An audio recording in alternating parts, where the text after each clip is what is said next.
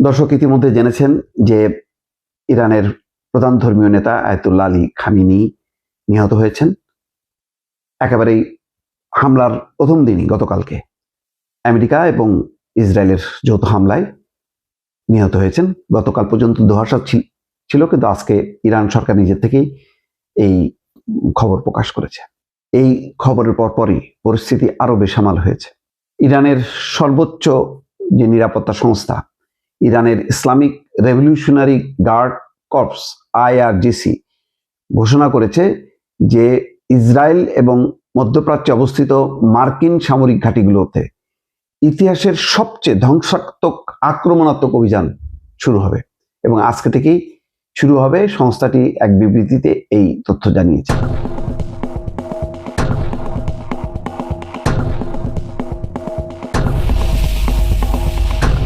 বিবৃতিতে বলা হচ্ছে, অধিকৃত অঞ্চল এবং আমেরিকান ঘাঁটি লক্ষ্য করে ইসলামী প্রজাতন্ত্র ইরানের সশস্ত্র বাহিনীর ইতিহাসের সবচেয়ে ধ্বংসাত্মক আক্রমণাত্মক অভিযান আর কিছুক্ষণের মধ্যেই শুরু হবে। তবে সম্ভাব্য হামলার সময়, স্থান বা কৌশল সম্পর্কে বিস্তারিত কিছু জানানো হয়নি।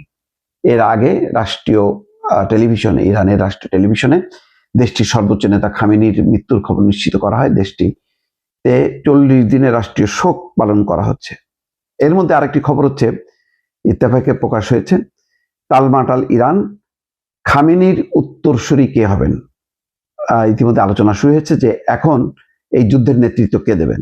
বলা হচ্ছে যে ইরান জুড়ে শনিবার থেকে অতর্কিত হামলা শুরু করেছে ইসরায়েল এবং যুক্তরাষ্ট্র। মার্কিন প্রেসিডেন্ট ডোনাল্ড ট্রাম্প ঘোষণা দিয়েছেন ইরান সরকার পরিবর্তন না হওয়া পর্যন্ত এই অভিযান চলবে। এদিকে এরই মধ্যে ইসরায়েল এবং যুক্তরাষ্ট্রের হামলায় ইরানের সর্বোচ্চ ধর্মীয় নেতা খামেনি নিহত হয়েছেন। দেশটির রাষ্ট্রীয় মিডিয়া এই তথ্য নিশ্চিত করেছে। এছাড়া গতকাল ইসরায়েলের দাবি ইরানের প্রতিরক্ষা মন্ত্রী এবং IRGCর প্রধানও এই হামলায় নিহত হয়েছেন। বিবিসির লাইভে বলা হয়, যৌথ হামলায় ইরানে অন্তত 40 জন শীর্ষ কর্মকর্তা নিহত হয়েছেন। 40 জন। এদিকে খামেনির নিহতের পর দেশটির দায়িত্ব কে নিতে যাচ্ছেন সেসব বিষয়ে বিস্তারিত কিছু বলা হয়নি। ইরানের সর্বোচ্চ ধর্মীয় নেতার পদে কে থাকবেন তা নির্ধারণ করেন দেশটির বিশেষজ্ঞ মণ্ডলী বা অ্যাসেম্বলি অফ এক্সপার্টস নামে 88 জন ধর্মীয় নেতার একটি পরিষদ।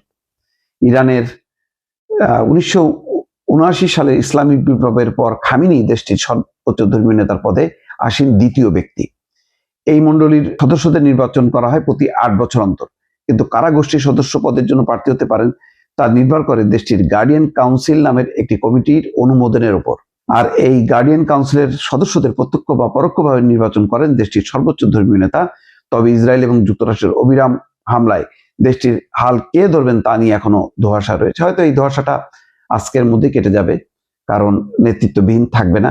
আর গুরুত্বপূর্ণ হচ্ছে যে খামেনির এই হত্যার প্রতিশোধ নেবে ইরান, তার সর্বোচ্চ শক্তি প্রয়োগ করবে। সেই জন্য বলা হচ্ছে যে ইতিহাসের সবচেয়ে ভয়ঙ্কর হামলা তারা কিছুক্ষণের মধ্যেই শুরু করবে। দেখা যাক শেষ পর্যন্ত কি দাঁড়ায়। দর্শক।